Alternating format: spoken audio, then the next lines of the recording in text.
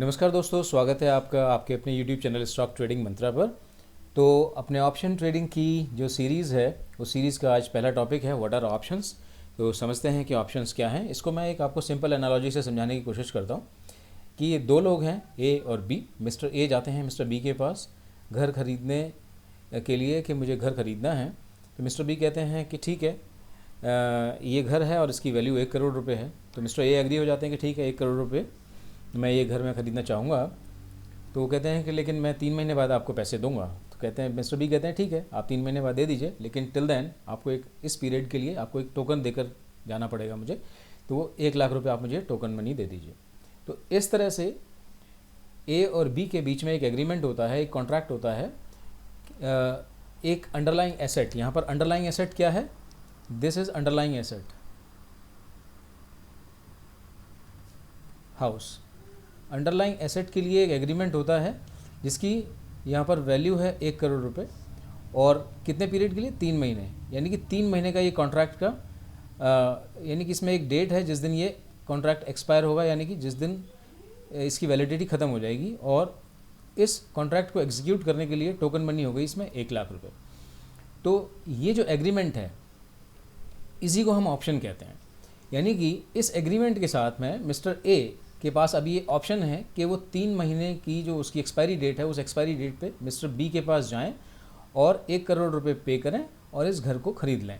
और mister B जो हैं वो यहाँ पर ओब्लाइज्ड हैं, ही इज़ अंडर ऑब्लिगेशन कि वो मिस्टर ए को ये घर ख़रीद करके दें। इस बीच में इस 3 महीने के पीरियड के दौरान वहाँ पर एरिया में अगर कोई भी फेरबदल होती है उस केस में उससे मिस्टर ए को कोई फ़र्क नहीं पड़ेगा और मिस्टर बी को ये एग्रीमेंट ये एग्रीमेंट ऑनर करना ही पड़ेगा। तो अब ये जो कॉन्ट्रैक्ट है, यानी कि ये जो ऑप्शन है, ये जो ऑप्शन यहाँ पर क्रिएट हुआ है, इस ऑप्शन को मिस्टर बी ने सेल किया और मिस्टर ए ने उसको ख़रीदा। यहाँ पर अंडरलाइंग एसेट जो घर है उसकी अभी खरीद बेच नहीं हुई है। इन दोनों के बीच में किस चीज़ का ट्रांजैक्शन हुआ है? इस कॉन्ट्रैक्ट का, इस एग्रीमेंट का। तो मिस्टर बी ने एक एग्रीमेंट सेल किया है मिस्टर ए को, जिसमें कि मिस्टर बी जो है उन्होंने ये राइट दिया है मिस्टर ए को कि वो 3 महीने, यानी कि उसकी जो डेट है 3 महीने बाद की जो भी डेट उन्होंने रखी है उस डेट पे मिस्टर ए आए मिस्टर बी के पास और वो अगर चाहें तो घर खरीद सकते हैं। अच्छा, अब इन 3 महीने के दौरान क्या क्या डेवलपमेंट हो सकती है? तो इसको अलग अलग दो सिनेरियो समझते हैं कि मान के चलते हैं प्रॉपर्टी प्राइस इस 3 महीने के दौरान अप्रिशिएट हो गई, कोई स्कीम आ गई, कुछ हो गया इस तरह का कि वहाँ पर प्रॉपर्टी प्राइसेस जो हैं वो अप्रिशिएट हो गई, कोई मॉल आ गया या कोई गवर्नमेंट की कोई स्कीम आ गई और उसकी इस पीरियड में प्रॉपर्टी की कीमत बढ़ गई 1.1 करोड़ हो गई। तो मिस्टर ए ने क्या किया? मिस्टर ए तो पहुंच गए मिस्टर बी के पास अपना कॉन्ट्रैक्ट एक्सरसाइज करने के लिए। कहते हैं कि भैया ये रहा मेरा 1 करोड़, आप मुझे ये दे दीजिए घर। मिस्टर बी इसमें ओब्लाइज्ड हैं, तो वो मार्केट प्राइस पे जो भी वो चल रहा है 1.1 करोड़ का वो उनको खरीद करके दे देंगे, लेकिन देंगे उनको 1 करोड़ में, क्योंकि उनके बीच का एग्रीमेंट 1 करोड़ रुपये का ही है। तो मिस्टर ए क्या करेंगे? वो घर लिया 1 करोड़ में और इमीडिएटली मार्केट प्राइस पे 1.1 करोड़ में सेल कर दिया। तो मिस्टर ए को इमीडिएट प्रॉफिट हो गया 10 लाख रुपए का।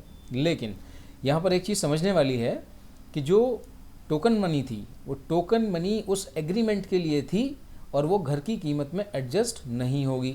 इसका मतलब क्या हुआ कि जो 1 लाख रुपये मिस्टर ए ने मिस्टर बी को दिए थे वो 1 लाख रुपये तो मिस्टर बी के हो गए। अब जब वो मिस्टर ए मिस्टर बी के पास जाते हैं वो घर खरीदने के लिए, तो वो 1 लाख रुपये उनको उस पूरी की पूरी सेल परचेज में कहीं भी एडजस्ट नहीं होंगे। इसलिए नेट प्रॉफिट जो अब निकल के आएगा मिस्टर ए का 10 लाख रुपये जो प्रॉपर्टी को बेच करके उनको मिले, माइनस 1 लाख जो उन्होंने as a token amount as a premium mister B को पे किया था। तो इस तरह से उनका नेट प्रॉफिट हो गया 9 लाख रुपीज़। दूसरा सिनेरियो क्या बन सकता है कि वहाँ पर कोई ऐसी इंडस्ट्री आ गई, कोई केमिकल प्लांट आ गया जिसकी वजह से उस एरिया में प्रॉपर्टीज़ की प्राइस जो है वो डेप्रिशिएट हो गई। तो जो प्रॉपर्टी 3 महीने पहले 1 करोड़ की थी अब वो 90 लाख की रहेगी। तो मिस्टर ए मिस्टर बी के पास जाएंगे क्या? वो कभी नहीं जाएंगे मिस्टर बी के पास कि आप मुझे घर दे दीजिए। क्यों? क्योंकि एग्रीमेंट तो 1 करोड़ का है, प्रॉपर्टी ऑलरेडी डेप्रिशिएटेड है, 90 लाख रुपए की मिल रही है। तो कोई समझदारी नहीं है कि वो मिस्टर ए जाएँ और मिस्टर बी से 1 करोड़ में वो प्रॉपर्टी खरीदें जिसकी current market price already 90 lakh ही चल रही है, नीचे चल रही है। तो ऐसे केस में मिस्टर ए को वो जो टोकन अमाउंट दिया था, उन्होंने जो प्रीमियम अमाउंट पे किया था मिस्टर बी को 1 लाख रुपए का, वो सीधे सीधे उनका लॉस हो जाएगा। अब इसी सिनेरियो को हम समझते हैं शेयर मार्केट की टर्म्स में। तो मान के चलते हैं कि मिस्टर ए हैं वो शेयर्स खरीदना चाहते हैं तो वो बी के पास जाते हैं, कहते हैं कि मुझे TCS कंपनी के शेयर्स चाहिए। तो मिस्टर बी कहते हैं इस समय मार्केट प्राइस तो 1000 रुपये चल रहा है। तो मिस्टर ए कहते हैं ठीक है 1000 रुपये पे हैं, मुझे आप TCS के शेयर्स दे दीजिए। तो मिस्टर बी कहते हैं कि मैं आपको जो क्वांटिटी है वो 1-2 नहीं दूंगा, this is my lot size, मैं आपको 50 क्वांटिटी से कम नहीं दूंगा, और ये 50-50 के ही मल्टीपल्स में मिलेगी आपको, 50, 100, 150, 200 इस तरह से। तो मिस्टर ए इसके लिए एग्री हो जाते हैं। दोनों के बीच में एक डेट डिसाइड हो जाती है 1 महीने बाद की, कि ये मेरी डेट हो गई, इस पीरियड में 1 महीने के बाद मैं आपके पास आऊँगा और 1000 रुपये के हिसाब से 50 क्वांटिटी यानी कि 50,000 रुपये मिस्टर ए मिस्टर बी को पे करेंगे, और उसके अगेंस्ट मिस्टर बी TCS के 50 शेयर मिस्टर ए को डिलीवरी दे देंगे। तो इस तरह से अब इस एग्रीमेंट के लिए कि मैं 1 महीने बाद आऊँगा, तो मिस्टर ए से मिस्टर बी ने बोला कि इस बीच में अगर मार्केट में कोई भी हलचल होती है तो उसके लिए जोखम मेरा है, तो उस जोखम के लिए आप मुझे एक प्रीमियम अमाउंट पे करेंगे 1000 रुपीज़। तो मिस्टर ए एग्री हो जाते हैं। तो इस तरह से इन दोनों के बीच में ये कॉन्ट्रैक्ट एग्जीक्यूट होता है। अब ये कॉन्ट्रैक्ट एग्जीक्यूट होता है का मतलब क्या हुआ कि ये एक ऑप्शन मिस्टर ए ने अपने पास रख लिया कि 1 महीने बाद वो TCS के 50 शेयर्स 1000 रुपये के भाव से मिस्टर बी से ख़रीद लेंगे, जिसके लिए उन्होंने आज की तारीख में मिस्टर बी को एक प्रीमियम पे कर दिया 1000 रुपये का। तो इस तरह के जो कॉन्ट्रैक्ट होते हैं जिसमें मिस्टर ए ख़रीदना चाह रहे हैं कुछ मिस्टर बी से, तो इस तरह के ऑप्शंस को हम बोलते हैं कॉल ऑप्शंस। यानी कि ये जो एग्रीमेंट हुआ है इन दोनों के बीच में, इसमें आगे समझते हैं। अभी इस कॉन्ट्रैक्ट को यानी कि इस एग्रीमेंट को मिस्टर बी सेल कर रहे हैं, तो not only contract, this is basically a right to buy. अब ये राइट टू बाय किसने सेल किया? बी ने सेल किया किसको? ए को। तो ए हो गए इसमें बायर, इस राइट के, राइट टू बाय के जो बायर हो गए ये हो गए ए। यहाँ पर अंडरलाइंग एसेट क्या है? TCS के शेयर्स। तो TCS के शेयर्स अभी ना खरीदे गए ना बेचे गए, दोनों के बीच में क्या खरीदा बेचा गया है? एक कॉन्ट्रैक्ट। तो मिस्टर बी ने उस कॉन्ट्रैक्ट के माध्यम से मिस्टर ए को राइट सेल किया है, और मिस्टर बी इसलिए अंडर ऑब्लिगेशन है कि जब वो अपना राइट एग्जीक्यूट करना चाहेंगे, मिस्टर ए अपना राइट एक्सरसाइज करेंगे, तो मिस्टर बी को वो फुलफिल करना पड़ेगा। अब ये इसमें पीरियड है 1 महीना। अब 1 महीने के दौरान अगर कुछ मार्केट में हलचल होती है और शेयर प्राइस अप्रिशिएट हो जाता है, 1000 रुपये से बढ़कर 1100 रुपये हो जाता है, ऐसे केस में क्या होगा? मिस्टर ए मिस्टर बी के पास पहुंचेंगे और बोलेंगे कि भैया मैं तो अपना कॉन्ट्रैक्ट एक्सरसाइज करना चाहता हूं, आप मुझे 1000 रुपये के भाव से, मेरे जैसा हम दोनों के बीच में एग्रीमेंट था, आप मुझे 50 शेयर दे दीजिए। अब मिस्टर बी तो ओब्लाइज्ड है, उनको देना पड़ेगा, तो अंडर ऑब्लिगेशन वो उनको दे देते हैं। तो मिस्टर ए ने 50,000 रुपये मिस्टर बी को पे किए और 50 शेयर ले लिए, लेकिन मार्केट में इस समय क्या रेट चल रहा है? 1100। तो मिस्टर ए ने इमीडिएटली वो 1100 के भाव से 50 के 50 शेयर सेल कर दिए। तो उनको इमीडिएटली कितना प्रॉफिट हो गया? 5000 रुपये का। अब नेट प्रॉफिट कितना हुआ उनका? जो 1000 रुपये उन्होंने टोकन दिया था वो इस खरीद बेच में कहीं भी एडजस्ट नहीं होगा, तो वो जो है वो सीधा सीधा पूरा लॉस हो जाएगा। तो इस तरह से उनका मिस्टर ए का नेट प्रॉफिट हो गया 4000 रुपीज़। दूसरा सिनेरियो समझते हैं। दूसरे सिनेरियो में मार्केट जो है वो वीक हो जाता है किसी वजह से और फॉल हो जाता है, और जो TCS के शेयर प्राइस है वो मान के चलते हैं, this is all assumed price, आप इसको एक्चुअल प्राइस ना समझें मार्केट की, वो हो गई मान के चलिए 1000 से 900 रुपीज़। अब ऐसे केस में क्या होगा? मिस्टर ए मिस्टर बी के पास कभी नहीं जाएंगे। क्यों? क्योंकि जो चीज़ ऑलरेडी 900 के भाव से मिल रही है वो 1000 रुपये से 1000 रुपये के भाव में क्यों खरीदेंगे? तो ऐसे केस में क्या होगा कि जो कॉन्ट्रैक्ट है वो एज इट इज़ अपनी वैलिडिटी को क्रॉस कर जाएगा अनएक्सरसाइज्ड, और वो ऐसे ही एक्सपायर हो जाएगा। तो उसमें सीधे सीधे मिस्टर ए को 1000 रुपये जो उन्होंने पे किए थे as a token amount, as a premium, वो पूरा उनको स्ट्रेट वे लॉस हो जाएगा। अब जहाँ पर ऐसे में जहाँ पर आप राइट टू बाई, जब ये mister A right two by खरीद रहे हैं मिस्टर बी से, तो इस तरह के ऑप्शंस को हम बोलते हैं कॉल ऑप्शंस, यानी कि ये कुछ खरीदना चाहते हैं, मिस्टर ए मिस्टर बी से कुछ खरीदना चाहते हैं। आइए दूसरा सिनेरियो समझते हैं। दूसरी क्या सिचुएशन बन सकती है? दूसरी सिचुएशन ये है कि मिस्टर ए के पास ऑलरेडी अंडरलाइंग एसेट यानी कि शेयर्स हैं, वो सेल करना चाहते हैं, और मिस्टर बी के पास वो पहुंचते हैं, मार्केट प्राइस इस समय चल रही है 1000, क्वांटिटी उनके पास है 50। मिस्टर बी ने कहा मैं तो 50-50 की क्वांटिटी में खरीदता हूँ, आपके पास जितनी भी है आप मुझे 50-50 की क्वांटिटी में दे दें, क्योंकि मैं इस शेयर को इसी लॉट साइज़ में ख़रीदता हूँ। उन्होंने कहा ठीक है।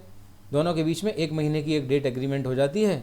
उसके लिए मिस्टर बी कहते हैं कि आप अगर इनको 1000 रुपये के भाव से मुझे बेचना चाहते हैं 1 महीने बाद, तो मैं इसके लिए आपसे आज की तारीख में 1000 रुपये प्रीमियम लूँगा।